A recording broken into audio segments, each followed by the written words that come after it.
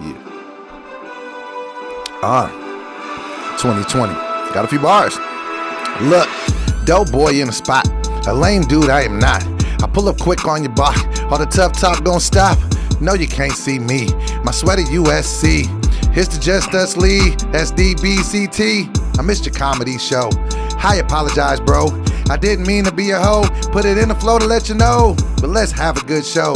The numbers popping off a show. Episode 19, Justice League. Ready, set, go. No ad-lib, no nothing, man. Come on, man. You're supposed to be my hype, man. Come on, man. We starting off on the wrong foot, man. I put your name in the flow, man. Well, let me back up. I apologize. I'm never a hype man. I just like to help along when the beat is dropping. Come on, man. I almost stopped rapping, man. I was like, man, this doesn't even feel the same, man. That's unfortunate, man. Come on, man. What's wrong, man? Let's talk about it now. The elephant in the room. You kiss my ass, though, boy. What the hell, man? I'll tell you something, man. First of all, ladies and gentlemen, CT. You really sat there and didn't even bop your head to the verse at all. Got nothing for you, brother. Oh, man, I'm scared to do new nickname alert. Hey, man, we'll see how it go. All right, man. Well, first off, let's just start off. If you didn't hear the flow, I missed your show. Yeah, you missed the show. I'm sorry, man. First of all, everybody who's watching, thank you for watching and continue to support all of that good stuff. This is definitely not about just a show being missed. This is a multitude that have led, multitude of things that have led to also you missing the show. So let's go back. Let's go back. Okay. Okay. Last week we have a conversation. I say, yo, because I'm shooting next week. Want you there, obviously. Like, cool. We have this in the books, right? Wait. Yeah, let's wait. Because I believe that you didn't tell me about this shoot until this week. That's a lie. When did you tell me about it? I told you as soon as I planned it, which was when we were leaving last week. I'm going to shoot next week. What day last week? Last week, it was going to be on a Tuesday. And then... But you know, we shot this week on a Tuesday. Yes. So that was last different. week. So that was Tuesday. So it was Tuesday. We talked Tuesday. Right. So it was Tuesday. Yeah. That's so what I'm saying. So, yeah. but it wasn't the week before. So it was Tuesday. Okay, yeah. go ahead. So thank you helping me along even further. Prove your point. So Tuesday, when we shot the bonus episode for last week, I said, cool, I'm going to shoot on Friday. You say, cool, I'm there. Yo, what do you need from me? You know what I'm saying? Hey, maybe I could write up some sketches and pitch them and we shoot them. I'm and then we could just go afterwards because we had talked about the show as well. And we talked afterwards from shooting the content to going to my show at the Laugh Factory in Long Beach. Shout out to the Laugh Factory, always showing love. One of my other home clubs. Anyway.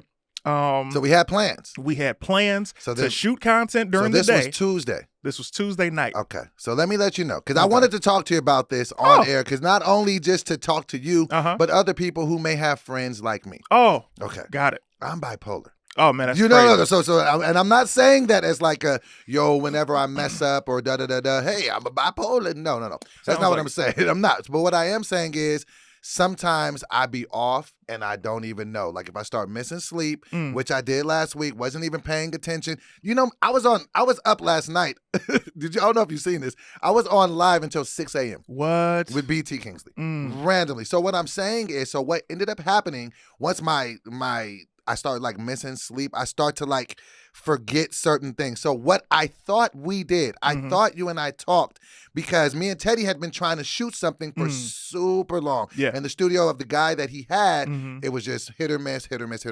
So I genuinely thought you and I had talked, but I didn't talk to you. I'd actually talked to somebody else. And so that's why when you text me the day of and you're like, hey, da-da-da, I was like, huh? Because I genuinely thought that I had told you that. So that's what I'm saying. So the tough thing about this with our friendship is I have a long history of being a bullshit nigga. Yeah. And I hate that about myself. That's like the one thing that I'm trying to change. But in my mind, in this particular situation, I genuinely didn't even know I was flaking. And then by the time it had happened, it was just like, okay, I'm here, I'm stuck. And then with the show thing, I even was planning, because even though I had let you down, I talked to you. We talked. I was like, man, I'm so sorry. I did not mean to do this. Da-da-da. Can I still ride with you to the show? Because that was the plan. So I was ready to do that. And what did I say when you said, mind you, you had all you first of all, let's back up. Because the donation is hearing this one way. Right. And they're not hearing the real. Team CT is objective. We always like to hear the whole story before we just react. Right. Let's go back to what I was saying. Doughboy's like, yo, I want to write some stuff for you and for the sketches, and then we shoot. I'm like, cool. Doughboy sends me a bunch of ideas. Doughboy sends me a bunch of ideas, and when he sends me the ideas, you already know what I'm doing. Doughboy sends me a bunch of ideas. I thought it was comedic gold. And let me tell you something. I told you that it was like lengthy ideas, and this was on. You sent these ideas on a Wednesday night. I responded back Thursday afternoon. That's a long time in between those two times. Wednesday night, Thursday afternoon. That's a long time. For all of these ideas. All I right. responded to the other things that were pertinent in that text. But then I said, okay, cool. Let me give him an adequate response. I needed time to craft that. You did. Also, I don't just be sitting around. Okay. Right. So what ends up happening is I say to you, hey, man, these are really great ideas. However, when you're writing for somebody, I think you should watch their content to get a feel for their voice. Right. Because these are all written in your voice. Right. And that's not how my content is. Check out Sebastian the Assassin. Check out Blocked. I think I said check out Fun Facts and some other stuff that I've shot that people want to see more of. I'm like, yo, check those out. So I just pitched you a bunch of stuff that would have worked well for me. Perfect for you. It was like, these are the I Doughboy classics. I think in one of them I was like, hey, I might want to do this for a movie, but you can use it for a You sketch. literally said that. You're like, yeah, so this is going to be a movie right here, bro. But, we can still do a little part of this, you know what I'm saying? But I'm going to let you touch on it. I'm like, what? So in that, I say, hey, man, watch my content. And then, come back. You were like, cool. I was like, bet. Also, Ken Edwin dissected your theory from the snake pit that you had from the last that episode. was an amazing dissection of him. It was great. Ken Edwin is amazing. Ken Edwin TV. Download the app right now. He's killing it. Yes. I got it. So that happens, and you start going on this tangent about what Ken Edwin said. You're like, yeah, man, Ken Edwin was perfectly right about this. So listen, perfect. Thank you for saying that. That's what happens when I be off a little bit. Like I'm there, but I don't want to say I'm there, but I'm not there. But it's just like, so even though we're texting something and I should probably be paying attention to something that you're saying to me, my mind would just go on a tangent like, oh man, this is good, because I've been trying to look for a deeper meaning from the dream. And that was perfect. However, I saw this as you're giving a little too much attention to this and not the other stuff. And I'm shooting tomorrow. Right. So it's like, hey man, A, B, and C, but also here's E. And you like, man, let's talk about E. We can get to E, but A, B, and C happens tomorrow. Right. And there's a crew of people. So the people that I had shooting with me, I had Doughboy, King V, Tyree, the fake Tyree, ladies and gentlemen. I had Jenny Babbis. I had a young lady named Jessica Quintero. She's hilarious, great actress. Then I had Doughboy. I had Tony, Doughboy's girlfriend. And then I had Precious Hall, all scheduled to shoot with me. The last edition was Tony. I booked her Thursday night. And this is the weird thing. So this is to even show you how off I be sometimes. You genuinely had hit me Thursday and said, hey, is it cool if Tony shoots with us? I'm already assuming you and I talked and we're on the same page. So when you said us, I'm thinking y'all. That's why I was like, oh, thank you for asking, because I was assuming you knew I wasn't going to be there. That's why I was like, oh, thanks for asking. Yeah, I don't mind if she. And even at that point, I probably should have stopped like, wait, is the us me? Am I in the us? So I should have seen that. So I didn't, but keep going. Let me also ask, do you think that there are more people involved in a Just Us podcast? The Just Us league? Do you think it's somebody, do you think it's me and Swole Cole doing the show together? No, but when you said, because it was for your sketches. Christ. Okay. So I book her, right? And then I'm like, man, I got a lot of people. All right, cool. Let me facilitate all of this. At this point, I know Doughboy is not sending me any ideas for this shoot today. I'm off that. I'm like, whatever. Damn it, man. I'm looking at, all right, these are the people I have coming. This is what I want to shoot. Let's get this done. So that morning, early that morning, I hit Tony like, hey, you know what? Because now you had already told Friday me. morning. Yes, Friday morning. Right. Later Thursday night, you say, hey man, yeah, I'm shooting this thing with Teddy. I told you about it. And I was like, Doughboy. I genuinely thought that I did. It But here's the thing that you did. Cap. It wasn't cap. Here's what you said this is why I love text messages.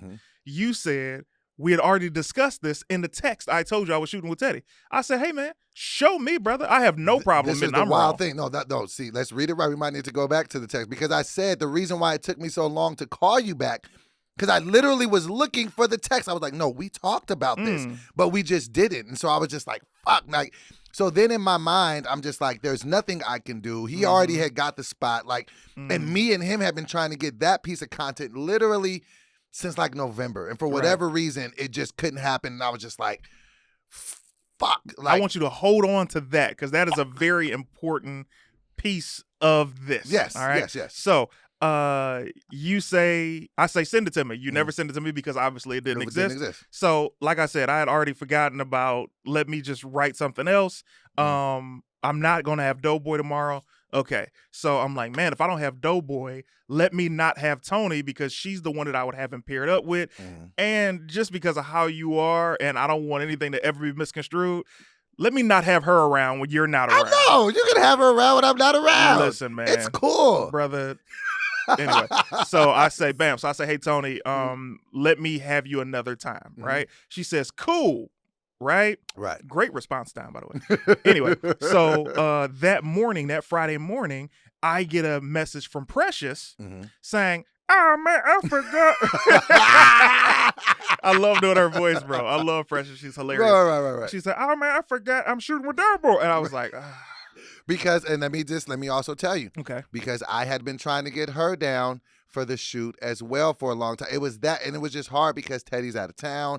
He's doing a bunch of different shows. My schedule, it doesn't really be busy, but let's just say his schedule be busy. Okay. So then it was just like, when it came together, and I'm already thinking, I've already told you when I'm even talking to her. So, and I wouldn't have even said it on some like, let me take another person from your, I wouldn't even do that. So even when I'm talking, I'm like, oh, Teddy got the studio done. Oh, I'm pulling up, because she had been wanting to be a part of it the whole time. Right. So Precious hits me that morning.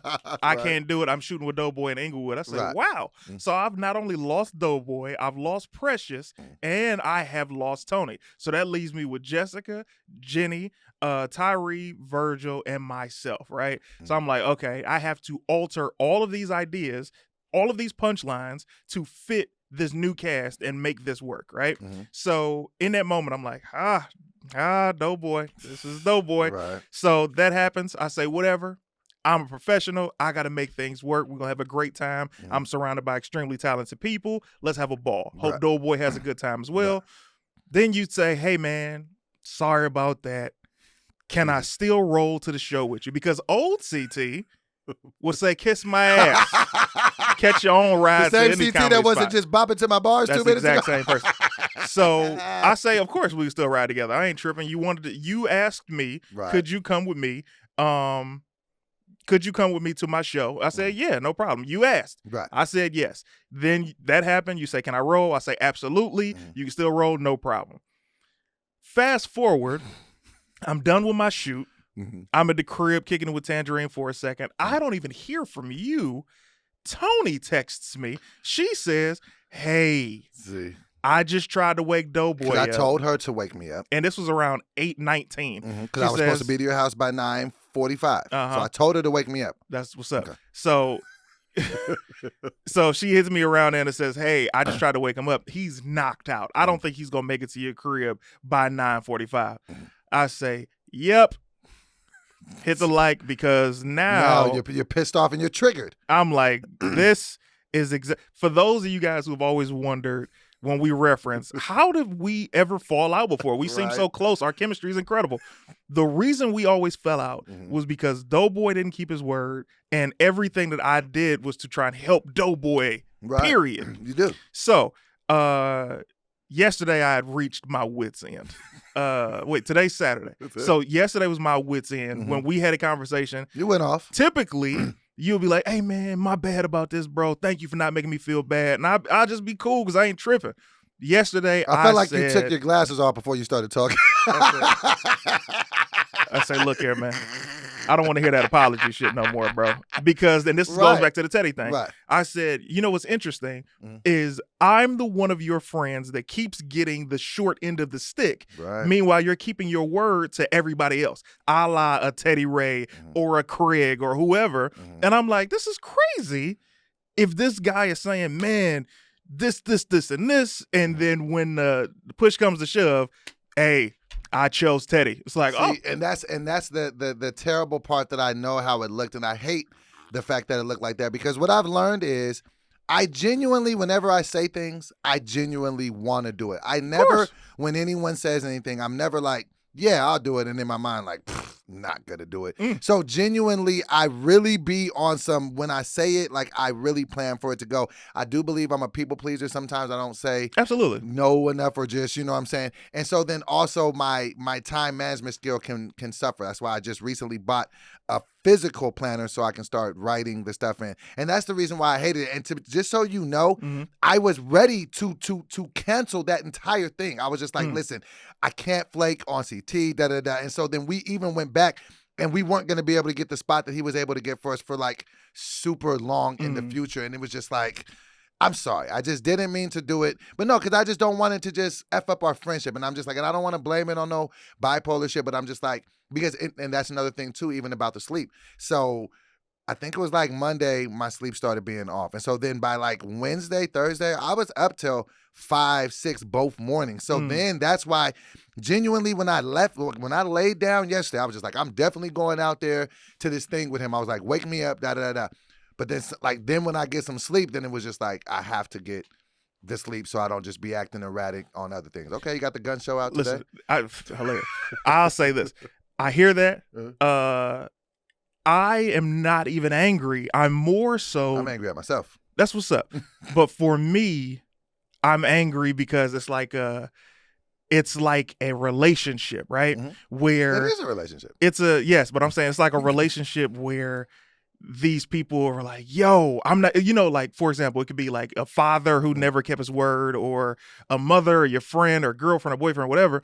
My thing is, I said to you, episode 1, I was like, yeah, it's impossible for you to make me angry anymore because I know your characteristics and I just know what to expect, right? I won't count on you for shit. Damn it, but I want you to count on me for shit. So then what's happened over the past couple of months was, I'm like, man, this dude really has changed. And with that happening, you start to get out of that mindset of, oh man, these are the characteristics. And you start allowing this person to be the new them. And then when they fall into this same habit, you're like, got me. But see, I didn't get you though, because I do believe that Rome wasn't built in a day. So that's why I was trying to say, like, what do you think are healthy ways people can, because this is the thing that I suffer with, and I'm glad we're actually having this conversation. Wait, you said it earlier, but you said it wrong. It's not the people pleasing part.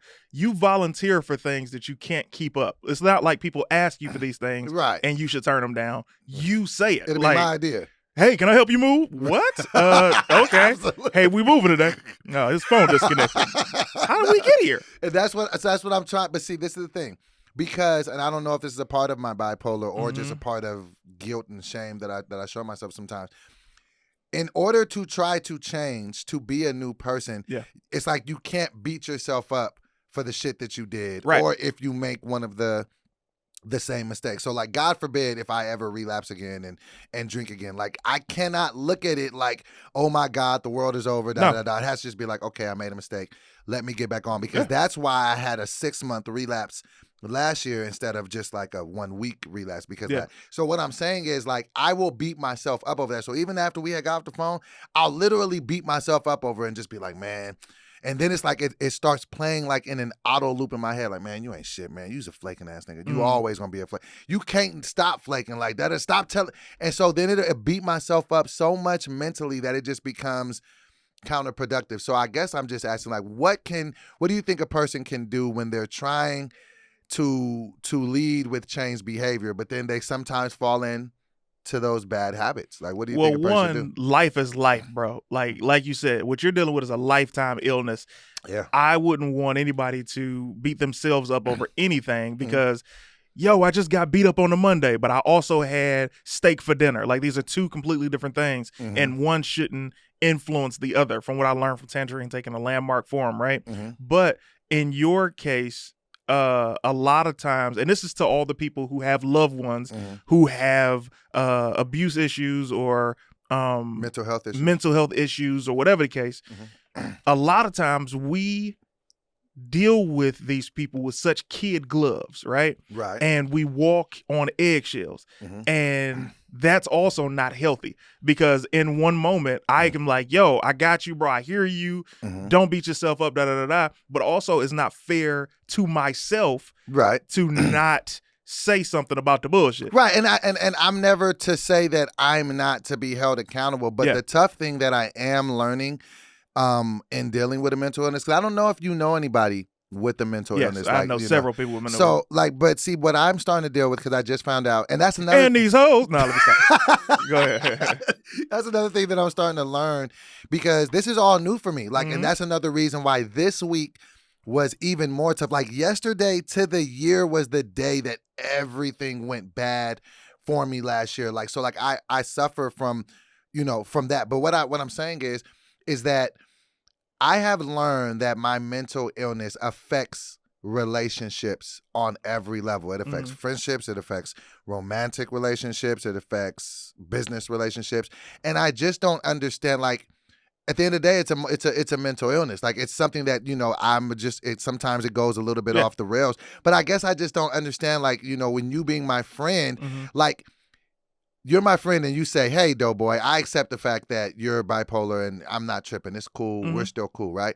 But then when I start doing some bipolar shit, you might get upset as if this is a voluntary, pissing you off type of thing. Like, you know what I mean? Like, you're genuinely upset, and you're supposed to be, because I said I was going to do something and I didn't. But let's just say, for argument's sake, for this argument, let's just say that maybe I was going manic beginning of the week, didn't even know it. Yeah. Now I'm off, when I'm off of my sleep, like, you know what I'm saying? I'm over talking, I'm oversharing. So then you can start to be like, man, here he goes with this bullshit shit that I was doing for years, undiagnosed. Didn't even know that I had bipolar issues. Like, you know what I'm saying? So how do we put it a healthy marker in our friendship to make sure that, hey, if I'm a little off, that it doesn't fuck up our friendship? Because that's really my biggest fear. Like, a few episodes back, when I was like half joking, when I was like, oh man, like, I thought you was gonna quit the podcast, like, and I'm joking, but like, it'll start to give you a sense of paranoia if you're the person. There's truth in every bit of a joke with the thing, like, you know what I'm saying? So it's like I almost be so much on pins and needles with every relationship that I have, because even with Tony, like, me and Tony, like, are like, I don't want to say suffering, but like, when I start going through these moments, I don't know that she knows how to really deal with me. I don't know that anybody knows how to deal with me. So I guess I'm just looking for a healthy way for us to know, like, hey, if I'm doing the dance with, with this shit, what can we do, just so you're at least like, okay, bruh's going through some shit. That ain't no personal shit. You know what I'm Here saying? are the solutions. Main solution for me is having Tangerine. If I did not have Tangerine, I would have murdered you a long time ago. With the straight face? The straightest face in the world. You would have been in somebody's porch. Do you understand me? The power of having a black woman on your squad just keeps you calm. Right. But in more seriousness, it's more so on me, because I have to, and not just with you, just with life, I have to curb my expectations of people and stop having expectations, right? Okay. So to answer your question, the way we solve that is more so, well, let me also answer you, man. Okay. You're my brother. I'm not going to ever be like, get out of here, or not mess with you anymore. Like, I love you. I'm going to be there for you. This show does nothing for me.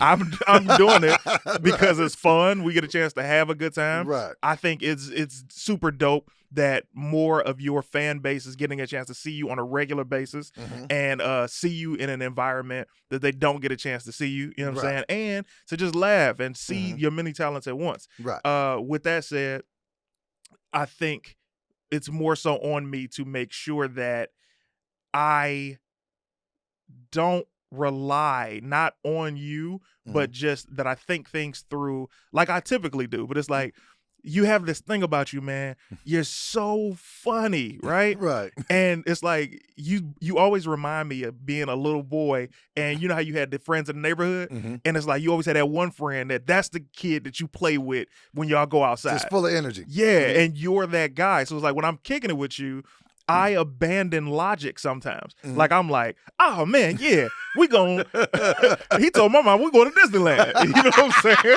So I'm like, we're in Cleveland. So for me, it's that Doughboy is clearly a best friend of mine, but also I have to get these things done. And I can have both, but I can't depend on you for this. But how do we, because I'm in my mind, bro, we're gonna grow old, making money together, write movies together, TV shows.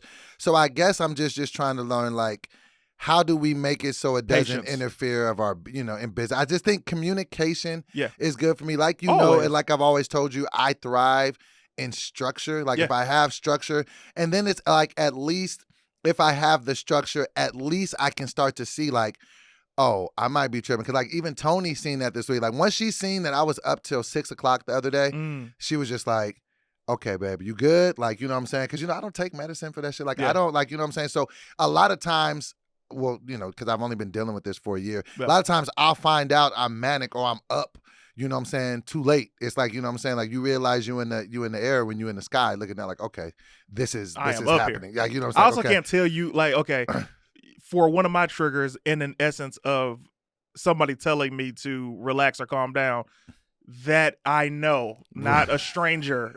People, hey, CT, relax. That does nothing to me, bro. Exactly. So if you're going manic, I, just because I know one of my triggers, wouldn't tell you, hey, bro, relax. Right. Because that's going to send you to...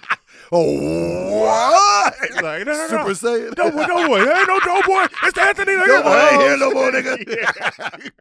So I get it. Right. But moving forward, communication is always good. You're really good at telling us what's going on with you because you realize it pretty quickly. Yeah. It's not like you get out of control and stay out of control. Mm-hmm. No, and I'm starting to finally figure it out, man. I'm even starting to like I can feel it. Now I can like start to feel the physical stuff changing. And I just be like, okay, I need to chill. And I'm starting to know like little different things I can do. Like I can go for a walk the dogs, you know what I'm saying? Go get some sunlight, work out, eat some food. So we'll figure it out. That's good, man. But hey. It's just something, like you said, though, it's just something that I'm going to have to, work to deal with, for the rest of my life. But I definitely did want to, what I'm saying, let you know, man. Because you came in there with all that, came in with a little bit of heat on your chest. But now I feel like we're ready for this. You ready for this? I'm great, man. I mean, listen, dude, it's when you say that, it's like, yo, this guy Doughboy's the best. You can't really be mad at this guy for long, but it had to be talked about. So it was like, all right, I guess we got to do it on the show. Out. I mean, I wish you would have had that talk before I said the bars, because I was really into those bars. You sat here with the stone face like I heard none of them. Oh, yeah, it's all good. But you ready for this? Yes. All right. Well, you're going to see it on the playback on the episode. You know what I'm saying? But I don't watch that part. I just keep You just started at minute 17 in. All right, here we go. Let's hope this works. New nickname alert. You ready? Well, actually, I'm ready for you to turn my headphones back up, Michael. What did you do? You touched something. Quit touching stuff, man. Let me get the headphones back up. There we go. Yeah. All right, Love cool. you some you when you hear it yourself. I have to. Do you want me to hear the new nickname? Yeah, I do. Shut the fuck up. I'll put some work and thought into this. You ready? Let's hear it. New nickname alert. Doe Pesci.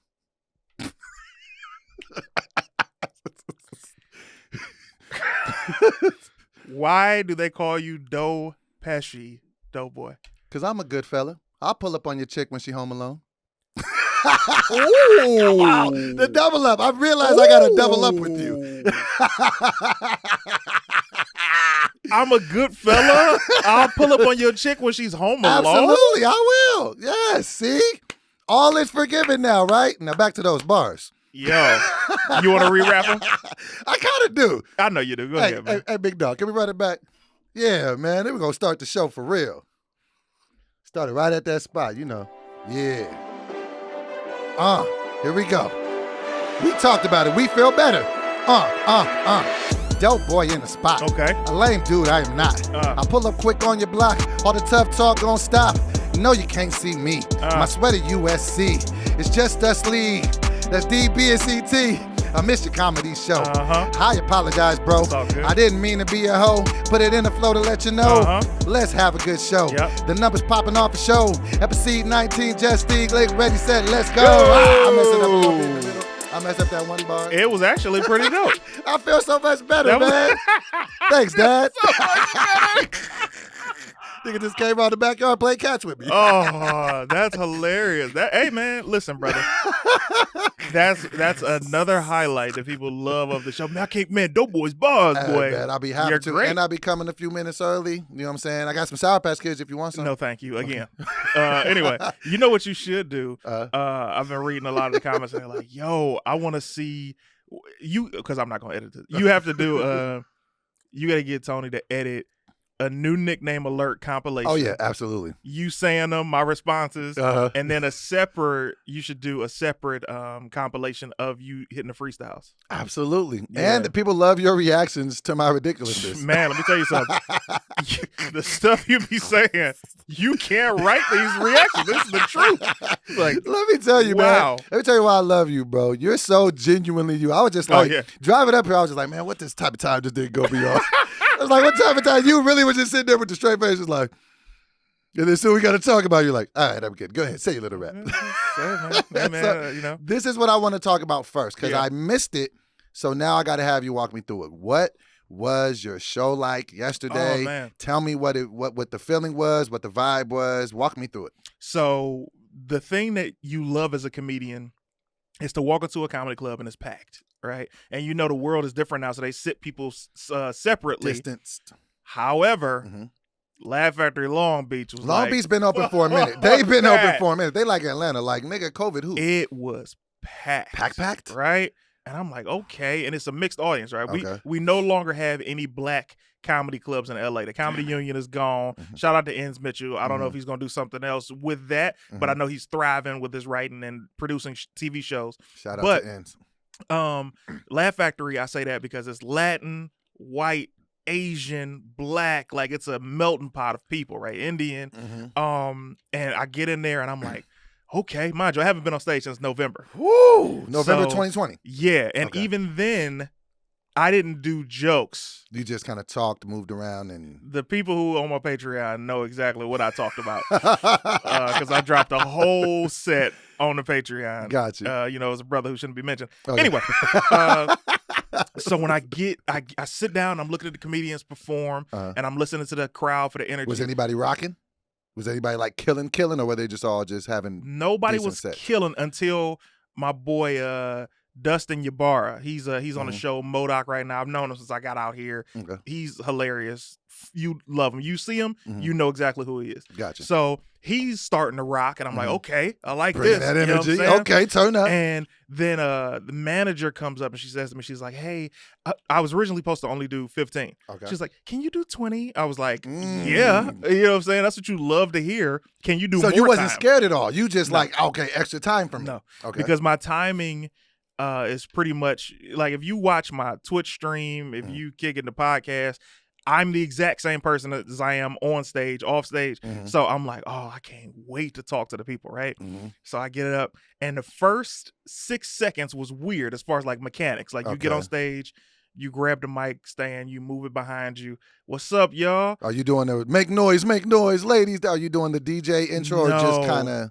I feel like I'm popular enough now to where enough people know who I am. You ain't got to to where do when all that shit. So when I get up there, it's more like, oh man, they're clapping. You know what I'm saying? Okay. So I'm like, I'm taken aback. And then I set the mic stand. I'm like, what's up, y'all? Like, yeah. And I was like, yeah, man. This pandemic told y'all the truth about your relationship, didn't it? So you just went straight into it. I said, you sit there. You learn some shit you ain't even know about your spouse before. You like, you worse with the devil? Who knew?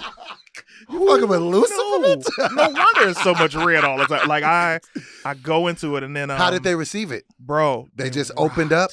Because see, that's a topic that every crowd. That's not a black joke or white joke. That's just a life joke. That's just this is what we're try to dealing keep with. it universal, bro. In everything that I do, especially like content. Like if I shoot a sketch and there are too many references, I know it's not going to do well. But if it's broad, I know it's going to reach people. And that's how, like, Team CT, bro, worldwide. Like, I have comments, people like, yeah, I'm in New Zealand or I'm in Switzerland. You know what I'm saying? Budapest.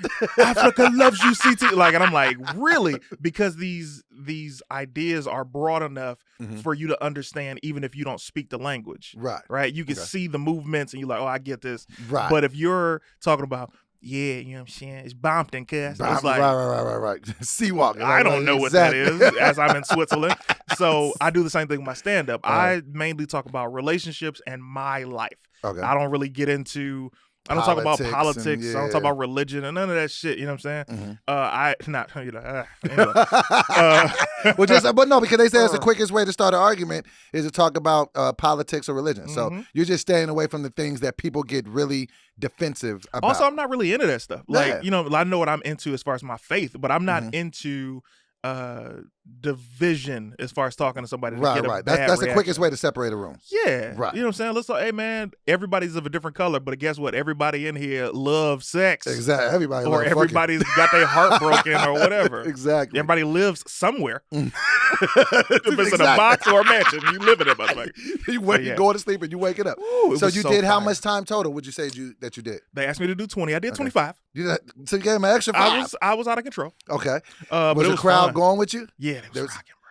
So It felt like a party. Like every time I perform, Mhm. and this is why, and this is not to plug myself, but like when I perform, bro, Mhm. I make every show that I do live literally. It's a members only show. right. Like the things that I did Friday at 8:00, I'm not going to do Friday at 10:00 because it's a different group of people. It's a specific show for every audience. Wow. And Yeah. you so when you got to the end of the set, like, did you feel like, all right, let me just go ahead and hit him with a closer and get out of here, or were you like scrambling by the end, or you just No. you could have went for another 20 if you needed to? Oh, I could have done another hour. Here's the thing. When I was performing, bro, everything clicked. Like I had this fear for the past couple of months. Like I need to start writing an act. You know what I'm saying? Because I haven't written any jokes. And then when I got up there, the rhythm was so fire. I'm like, man, I should have recorded this because I didn't said some record it? things. No. I thought we were gonna go over it like Bill Belichick and game footage. Well, That's what I was gonna be there for. You were gonna do, though, boy. When's your next show? I don't know. I mean, Laugh Factor's pretty good at booking me, so I mean, it'll probably be within the next month or so. You said something just now. I'm gonna just put it in the air because I'm a big believer in once things are said, they should be put in the universe. You said something very, very key in that whole little exchange. There is no Black-owned comedy club in Los Angeles. No more. We should change that one day. Absolutely not. Come on, man. Let's start a No, comedy sir. club. That's what needs to happen. Do you know how much stress that was on ends? I watched him own this club. First of all, let's talk about our people. Let's talk about our Okay. people. Do you think a black comedy club could why wouldn't a black comedy club survive in LA of all places? LA is the answer in your question. LA, first of all, is full of some incredible people. Right. But LA is the home to so many people that everybody here thinks they're famous. Right. So when you just because they're here, bro, I used to go to Chocolate Sundays or Showtime on Sunset, Tripping on Tuesdays, Belly Room on Thursdays, Crack 'em Up, or when Spike had the J-Spot was Improv, cracking. J Spot, Union, D-Ray on Mondays, like all these places, people be in the audience and they don't want to laugh because they're like, didn't you see me on Grey's Anatomy? I hate that. They're like the extras. energy, right? right. And they also want free everything. Not everybody, but I'm talking about our experiences and with our people in LA. People are like, yo, I should be on a list. Like, this is that city where you came from your small town and you trying to flex who you are. Yeah. Whereas a comedy club is going to work in any other city because people are like, oh, I want to see some comedy. And there are pockets in LA where people are normal and they love coming out. Right. But then there are many more people that come out and they feel entitled. So a comedy club in LA. Because they're spoiled because at any given time, Dave Chappelle or Joe Rogan could come out and do a set and you just paid your regular $15. So that's the difference of LA. Yeah. Okay. Then the question gets, who's going to be there? Who's going to be there? You're paying $10. You're paying $10 or $20. It don't matter if the janitor put down the mop and tell jokes. Bitch, sit down. Well, you know, last night Martin came and okay, well tonight Gus is gonna come up. He's gonna sweep. He's gonna make you laugh. They gonna sweep and then he gonna sweep you off your feet with these laughters. He's You understand me? kill it, you And then understand? he gonna sweep under your feet. And you better tip for debris. I think that it needs to happen. I think, and like all BS aside, because what I've seen too much in Los Angeles is it can kill the spirit of a stand-up. Yes. It did it to me. You know what I'm saying? And like you said, like there was always different black room, not even black rooms, but black nights. Yeah, at these different, comedy you know clubs what I'm that are saying? white. And I'm just like, yo, like, no, I really feel like the scale needs to be tipped and there needs to be a new Black Comedy Club, and I feel like, the Just Us League Comedy Club is what I'm trying to That's pitch to you actually right a here. dope name for a comedy Come club. on, man. The Just Us League Comedy Come Club. on. That's an incredible. That's 2 nicknames alerts for today. Let's get started on this, man. Absolutely not. By next week, we'll get the credit check and we'll start looking for buildings together. Location. Right. Because where would it be? If you had to start a Black Comedy Club, where would you put it? Primetime real estate is Sunset. Yes. In Hollywood, like if you want a Black comedy club, because people ain't trying to go to the Valley, even if they live in the Valley, then people ain't trying to come to Hollywood. I mean, people ain't trying to go past Hollywood when they in Hollywood. They want to be seen. LA. Yeah. Right. The biggest complaint that I used to get when I would do showcases for agents, it used to piss me off. Agents would be like, "Hey, where are you performing next?" And I'm like, "I'm gonna be at the Comedy Union." Okay, cool. Yeah, where's that? Oh, it's on Pico. Let me know when you're at the Laugh Factory. And Why do you think they did that? Because they were scared? No, there's nothing to be scared of. It's a great area. Right. It's just they didn't respect anything that wasn't Hollywood. Right. And it's and that's what I'm saying. I saw N struggle for years with this incredible product, these amazing comedians, all these comedians with names who had names then, who have names now, and people would come. If you got a fan base, people are coming. Right towards the latter years of the Comedy Union, people were coming because it's like, you were having the extravaganza at, right? Yes, right. And these agents in Hollywood would always just be like, "Yeah, let us know when you're going to be somewhere else." And it's like, bro. So shout out to actually Kevin Hart. Kevin Hart is one of those comedians who every time he did a commercial that involved a comedy club, he used the Comedy Union. He wanted to shoot something for a document, he used the Comedy Union. Solid. All of these moments of giving back, right? But yeah, the industry was just always too bougie to come to Pico, and it was like, bro, this is the best comedy club in the country. The fire of shows used to be there, and everybody used to bang out over there. If it wasn't for the Comedy Union, bro, I probably wouldn't even still be a comedian in LA, because it's the only place for years that would allow me to grab a microphone. Well, don't you feel like we got to put that next place for the next CT that's going to come out here from Detroit? Absolutely not. Because like I said, I saw the struggle. The way that I give back, bro, is I see, and I've been doing this since before I could even truly give back, is the moment that I see somebody that's talented and I try to add them to my platform. Hey, come get down with us. We shooting this. Hey, come over here. We're doing this show. That's your giving back. Yeah, hey man, taking on a whole Thanksgiving, comedy club, too much, bro. Because now, okay, you ever see acting teachers? When you see acting teachers and coaches, and they're mainly coaching and acting, I'm in the game, bro. I don't have time. I'm in the game, bro. I got practice. I'm in the game. I'm in the game. I don't have the moment that I make that decision. Like, all right, I'm gonna be in this comedy club.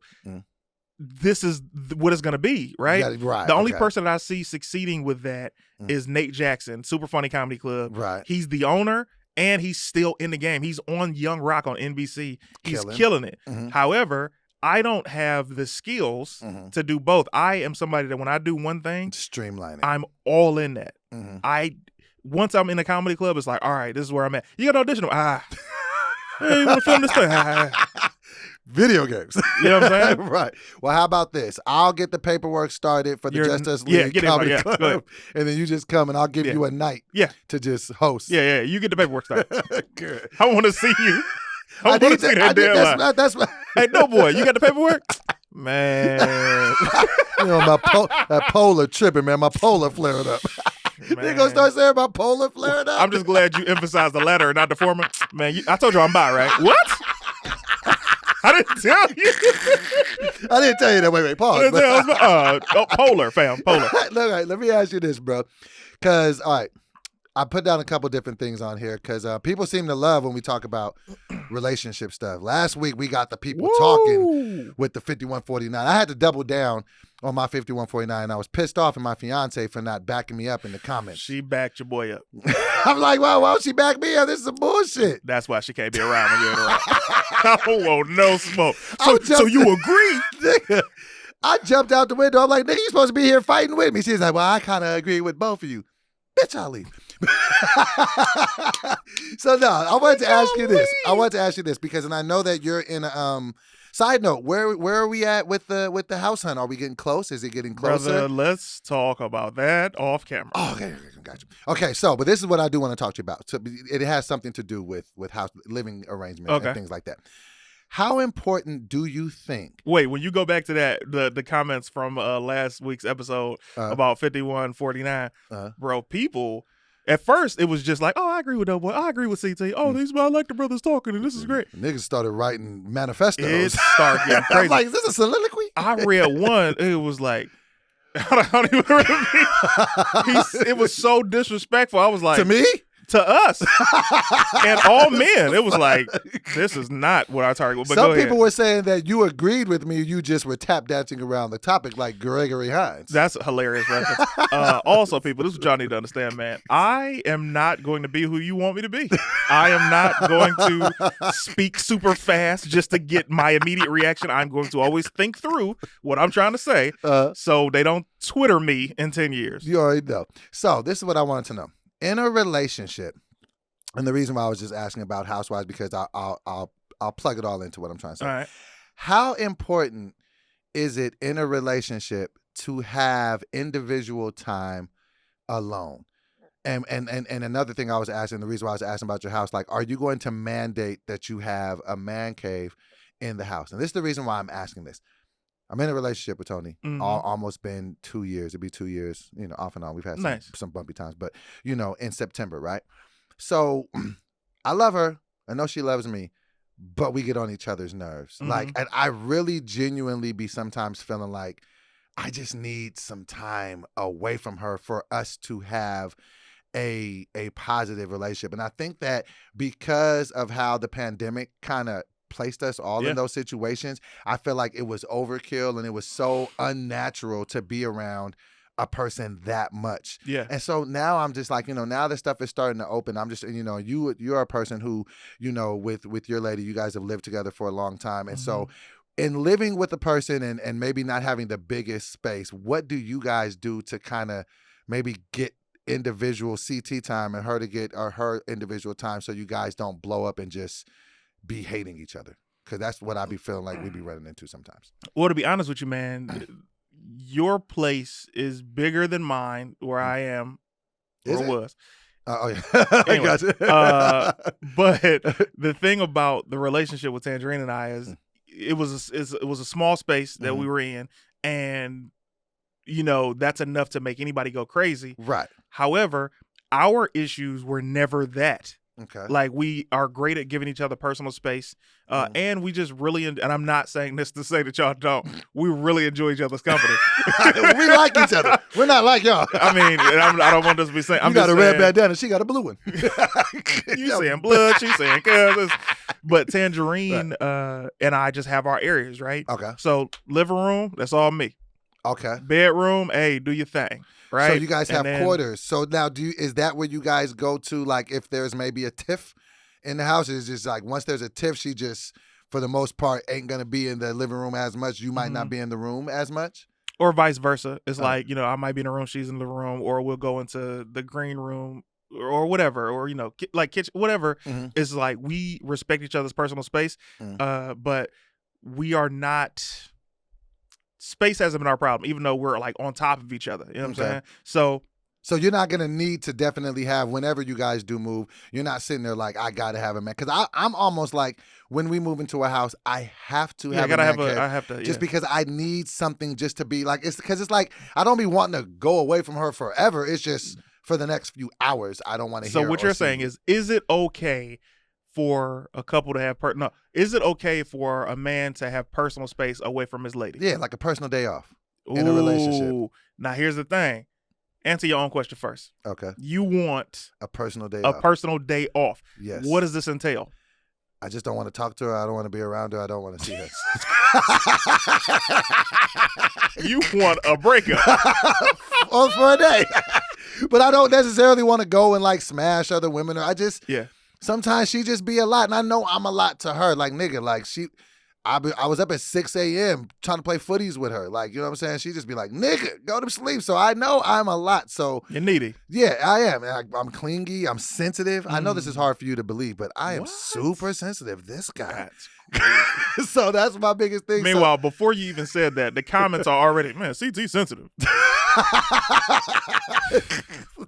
So no, I think I would benefit from just, you know, because even Personal time. Yeah, because even like with like tonight, like, you know, we're gonna hang out afterwards. Yeah. I was just like, just stay here. Like it wasn't like in a mean way. It was just like, why don't you go hang out with your friends? I'm gonna go hang out with my peeps. Is that healthy, or is that like the writing on the wall? Like this shit might be over. Extremely healthy. Listen, man, when the world was open, the comedy club was the place that I'm like, yo, I'm at the comedy club. Or that was I'm like about your man cave in a sense. In a sense, bro, because you get a chance to be away from each other and miss each other. You always want to be able to miss each other. Even we could be in the house all week. Okay. And she's on that side of the crib, I'm on this side of the crib, and we genuinely don't see each other. Like in the house. Yes, in the house. As small as the crib is, like we will not see each other. She's in there talking to Team Tangerine. I'm over here with Team CT. Or I'm just watching movies and video games and watching TV, and she's doing other work, right? And she'll come out. You might hear one of us in the bathroom or go to the kitchen, and it's like, hey, you wanna? I'm sorry, I'm busy. Oh, I can't. I got it. You know what I'm saying? Right. So I remember 2 weeks ago, I went into the room and was like, hey, I miss you. Let's watch something, man. Okay, we can watch something. You know what I'm saying? Like that's right. So you need your personal space, however you decide to find it, because you guys need to miss each other. That's what I'm really feeling like needs to happen, because I don't feel like we necessarily have huge problems, but sometimes I just be wanting just to have that space and just that freedom just to kind of just be like, you just need an hour to yourself. I really do. I've seen how you are with your daughter when you're not at the house. Like we'll be out kicking and you be like, hold on a second. FaceTime. What is it? Hey, I just wanted to say I miss you. Like it's so, man, and even with that situation, man, because Kiara's grown, man. And it's so wild too, because we've been friends for so long. So you've known her since she was, you know, so 4, 5? 4 years old. She was bro. 4 years old. 4 years old, bro. And like now she's going to parties, man. Niggas be trying to holler at her. I'll be like, man, it's just one of those things. It never just stops. And now she's driving too, and I'm never getting comfortable with her driving, just because I know it's just a bunch of people out there who can't drive. I'm like super nervous. It never. I'll tell you where you're unlucky, man. What's that? She's a pretty girl. You almost wish she was a mud duck. So you can tell her about her personality. Like, your personality is great. If she was a mud duck, she'd be like, Dad, let's watch a movie. I ain't got nowhere to go. Like, she's out now. She's going to parties. She's going to be dating. She's hanging out. I don't know if I want more kids, man. I think I might be one and done. And it's the wild shit is. What if you had another daughter? I don't know. I couldn't. I couldn't have another daughter based on the fact that I'm already outnumbered in the house by 2 women. If it was 3 women, I'd just move out. Like you gonna leave the family? I'm just leaving. This isn't gonna work. Side note: tell the people about. I mean, if you're cool with talking about it, the dog. I wanna talk about you possibly getting. So listen, that was such a heartwarming conversation we had. It was great. For the people at home, y'all be like, yo, man, like people be DMing me videos to do like an I'll be back on. And I'm like, hey man, send me some dog videos. Like, I love dog videos. Right. I watch dog videos every day. Like, I'll go on Instagram and I'll see one dog video and it'll take me to another one and another one. Just do a deep dive on dog videos. I love dogs, bro. And I love seeing these dogs be in their environment. There are some dogs that I would never own because I'm like, it's too much fur. I like human hair dogs or, their hair for them. So I seen like this poodle. I seen this doodle. I seen this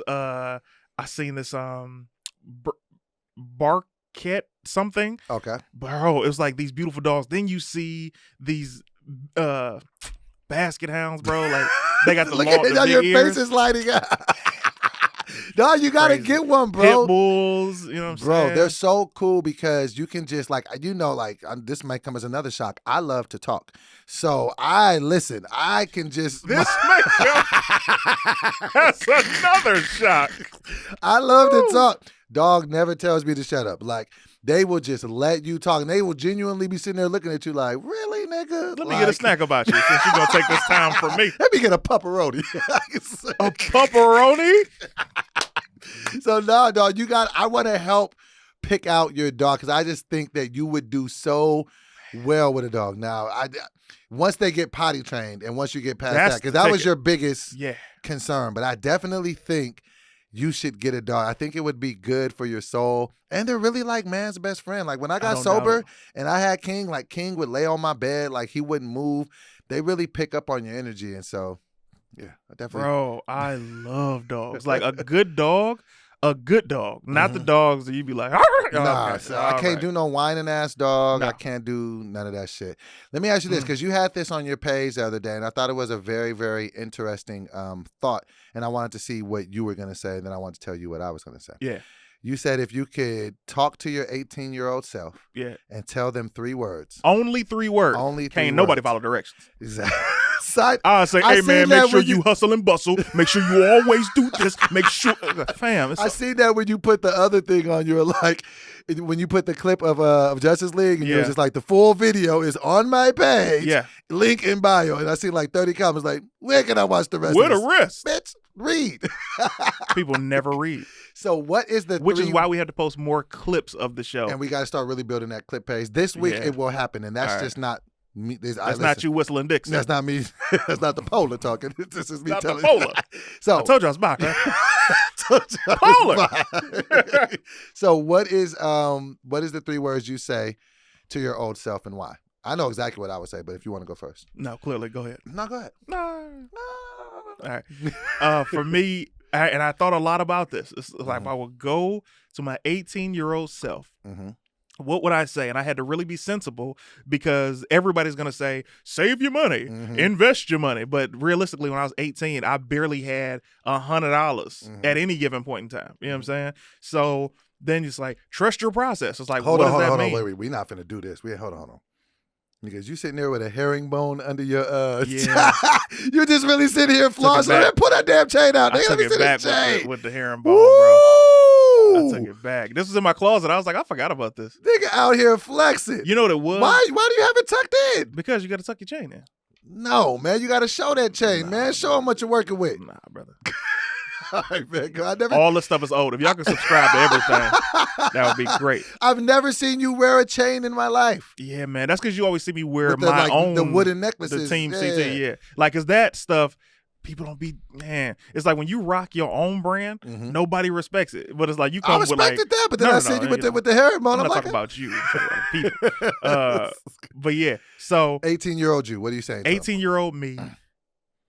Honestly, the only thing that I could have come up with was follow your dreams. Oh, come on. Only because it's like nothing Lifetime else. Commercial. Follow your dreams, nigga. That's what you came up with. This was your thought-provoking post, and you came up with follow your dreams. Oh, okay. At the time.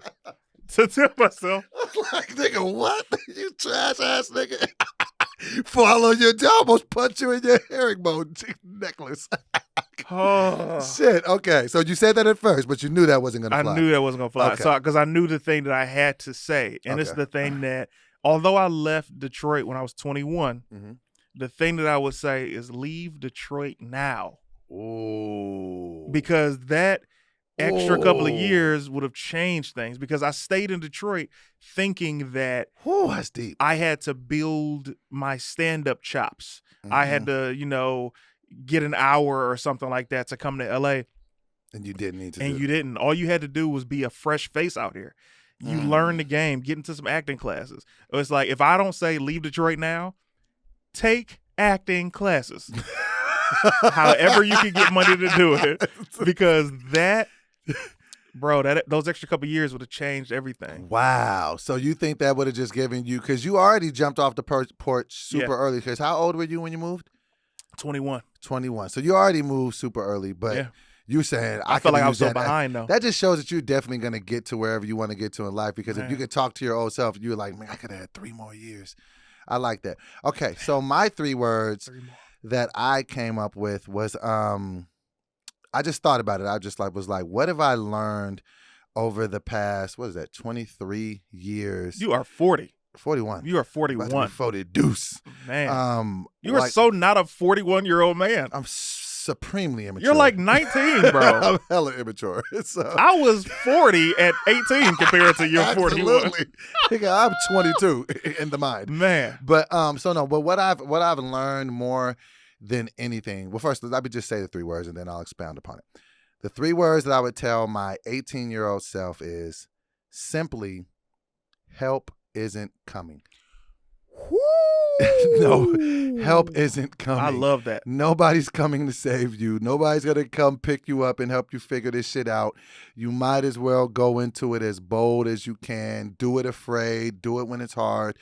But help isn't coming because I think so many times I've relied on other people. I've relied on other platforms. I've just kind of had that employee mind state just for years. And if I just would have told myself all you have is yourself from the beginning, I would have leaned a lot less on other different situations. So I think that's what I would have told 18-year-old Doughboy is that help isn't coming. Help isn't coming. It's so funny because when we say the 3 words, we get out of the things that we've said that are motivational. Bro, I've been saying that for years. Like, help ain't coming.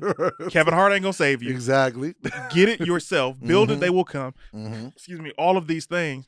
It's so easy for people to jump on the bandwagon once you're winning. Oh, yeah, absolutely. But when you're trying to build, nobody wants to build with you. I remember doing Extravaganza. For those at home, Extravaganza was a live show I used to do in L.A., comedy, poetry, and music. And I remember pitching it to, I'm thinking about this because you went live with him today or yesterday.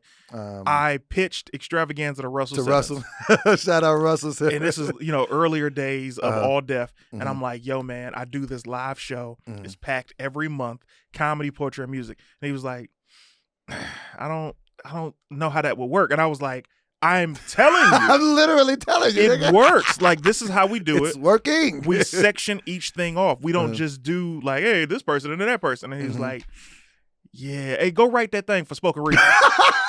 You know what I'm saying? Write that thing. He's doing Dr. Reasons. Go write an episode. And it's like, oh my God. So these I remember doing that show and knowing like this is good. And people were like, yo, this is great. But then you get down to the business, which is, hey, come to my show. Who performing? It's like, bitch, me. That's who's performing. Right? Right. Then you get, I remember, because you hear stuff like this when you're inviting people to events. Oh, yeah, the Oscars come on that night. And I became such an asshole. I'd be like, oh, I didn't know you were nominated. And then hit him with the what's over with the I'll make sure we vote for you, bitch. I'm not silly. Exactly. Get your ass to the show. Let me ask you this, because you said something key there. You said basically you had an idea. You knew it would work. Yeah. You were getting pushback and resistance from the world. How do you stay dialed in to something that you know is going to work when the world is telling you it won't, or they're giving you kickback, pushback, resistance? Well, and this isn't just me. There are probably millions of people who feel this way.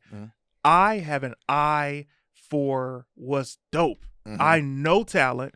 I know my strengths and weaknesses. You can't tell me what's not going to work if I know that it will, right?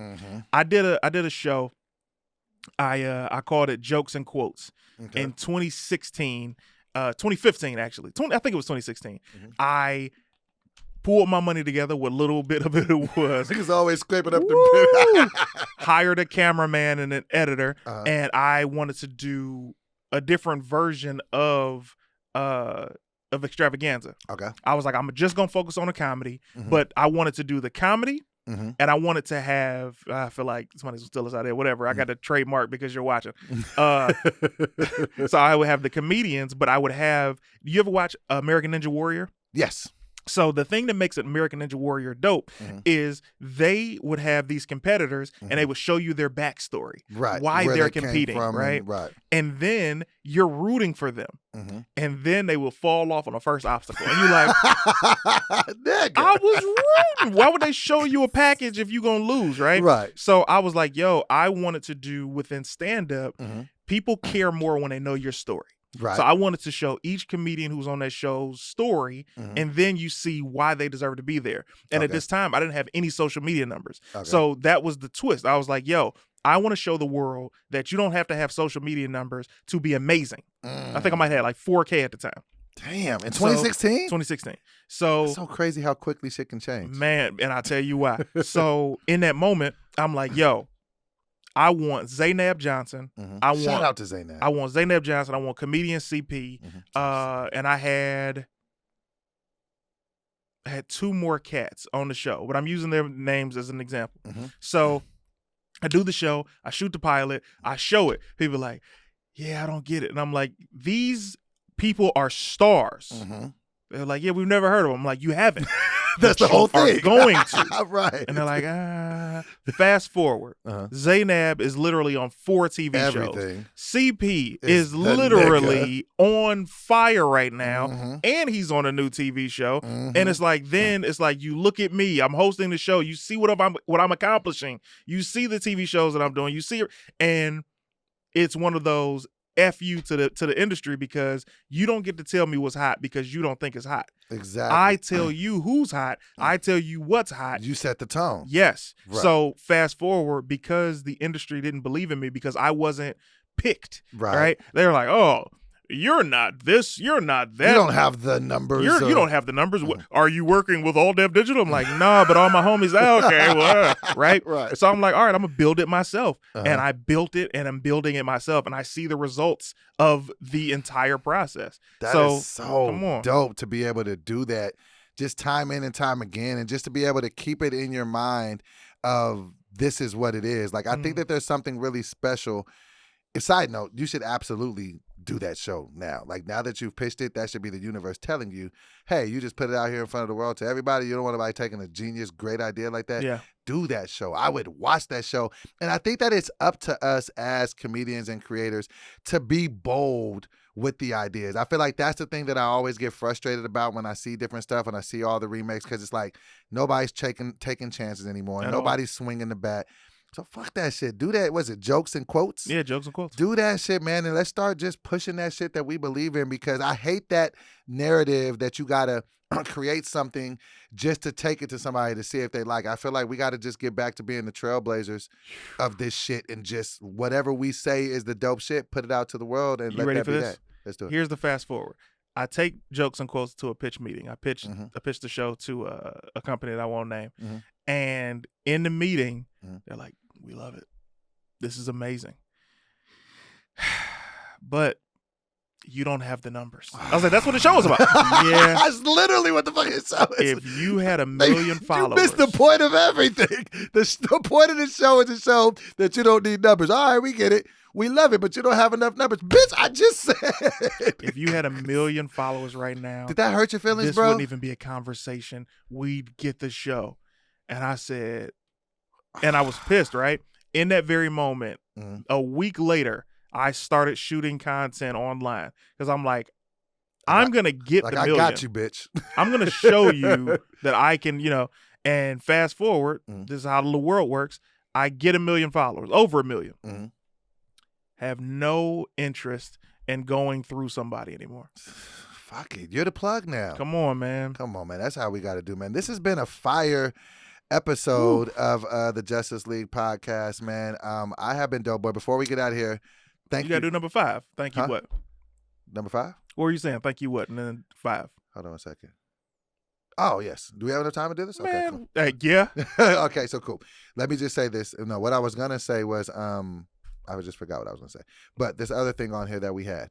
What are the rules of telling your friends and family your relationship drama? Do we do this, and how difficult is it after the beef is over to be cool with people? I suffer from this because Tony don't like for me to say shit, So to her family or period? Just to my friends. Like, she heard me, talking to, I think, either you or Tangerine, and she was just like, hey, you ain't got to always be talking about what we going through. So what are the rules? Because you've been in a relationship far longer than I have. What are the rules, and if you guys have beef, and do you say it to other people, your friends and family, or is that like a no-no? What is the code on that? The code is that's y'all's business. So you don't listen. I'm gonna tell you why the mechanics of that. Number one, I've been with Tangerine 11 years. I can count on 0 fingers how many times I've told you about a problem we've had.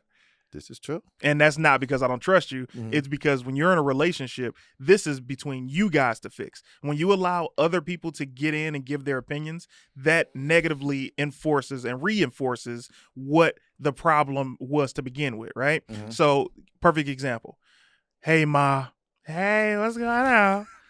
Man, I was talking to my girl and this happened. Do you think I'm wrong?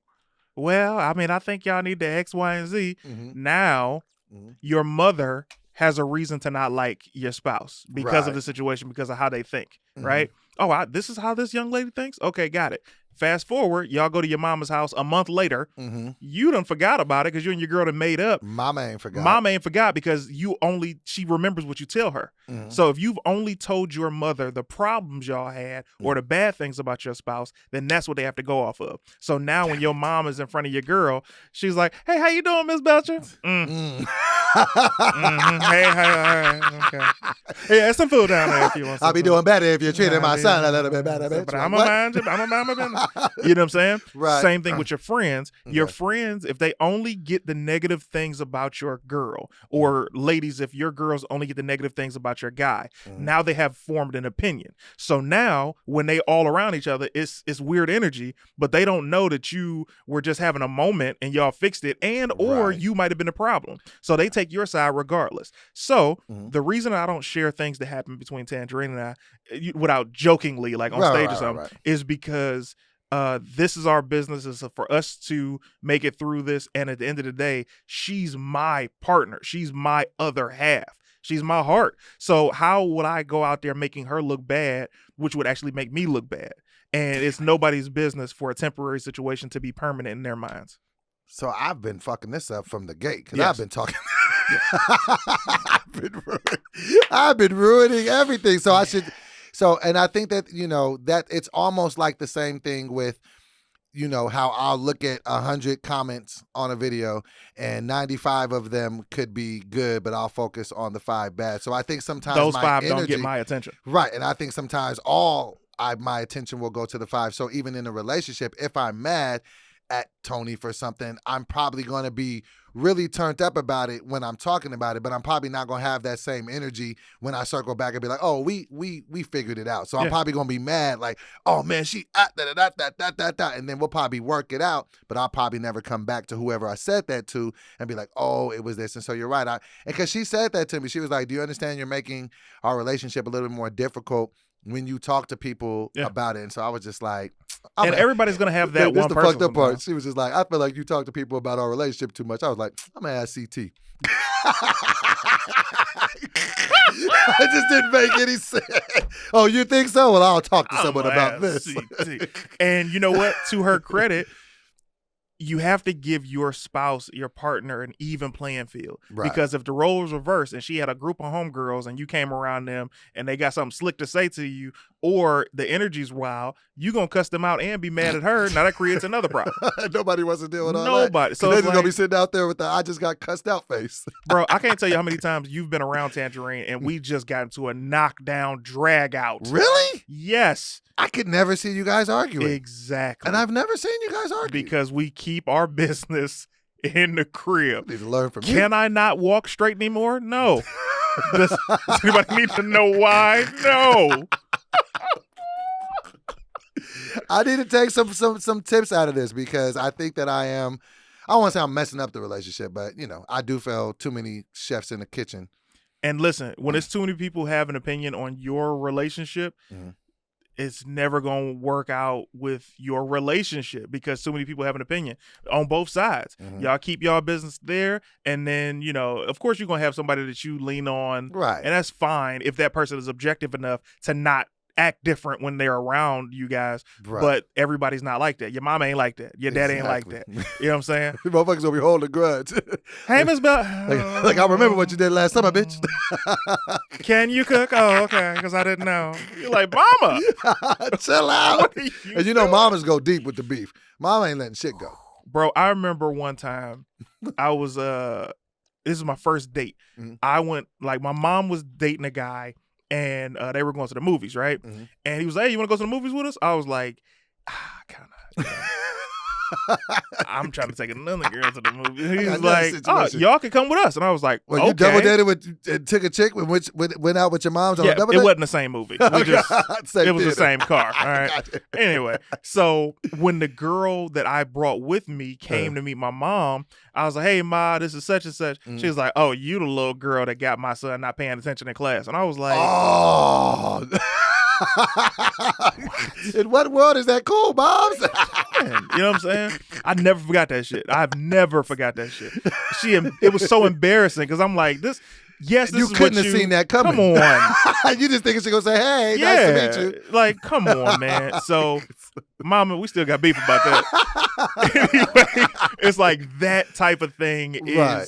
You want to make sure you protect your spouse from all types of stuff. Nah, and I'm learning that. And I'm telling you, man, I think me and Tony gonna figure this out once and for all. Like this is one relationship that, even though it's not my longest relationship, we're learning to put up with each other. We're learning to just be like, okay, just because you get into an argument doesn't mean you got to break up with a motherfucker. So if we're getting there, it just be taking some patience. So listen, one day at a time. you better keep it cool because she's the type to burn your world down. Oh yeah, all right, know this. She's not a stable one. It'll get crucial. Neither is Tangerine though. I know for a fact it ain't gonna be no easy break from Tangerine. That's I know that. It's gonna take some work getting out of this situation. Do I want my arm? How much do I need it? Can I keep the right arm? She gonna take the right this one. left. I don't even shake niggas' hands with my left hand. Start right with my left. All right, man. This has been another great installment, man. Thank you, man. I'm really glad for that first part of this episode. I feel like that's a conversation that people need to have with people that they have relationships with, that people that are dealing with mental illnesses. Thank you for... and this is, man, it was a comment. This dude's name is Jace something. Okay. What'd he say? Never mind. What'd he say? I You can't forgot? do it. Because Okay. I got to come back with the facts. Okay, well, get the facts, and then we'll cook his ass. Appreciate next week. all the love from everybody, though. We definitely donation. appreciate. Oh, that's what I wanted to say. Okay. The donation and Team CT are backwards in these comments, bro. Are they? On my page, Mhm. they're saying all Doughboy shit. On your page, it's all CT shit. I stopped reading them shits. I'm like, I was like, man, fuck this nigga CT. y'all got Sick of this nut ass nigga. Come on, man. Y'all got to do in the perspective places. That don't even make no sense. I noticed it, bro. I noticed it the other week. I was like, hold on a second. And I went to your page, Bruh. and I started seeing all this cool stuff they were saying about me. And I'm like, Man, I was getting mad. I was looking This at is your weird. comments on your Instagram. I was like, man, why won't anybody agree with me here? And like, I just love one CT. Man, fuck this nigga CT. hey, you got to pace yourself when you're talking. This has been another episode of the Justice League podcast. I have been Doughboy. It's your boy CT. Next time, peace.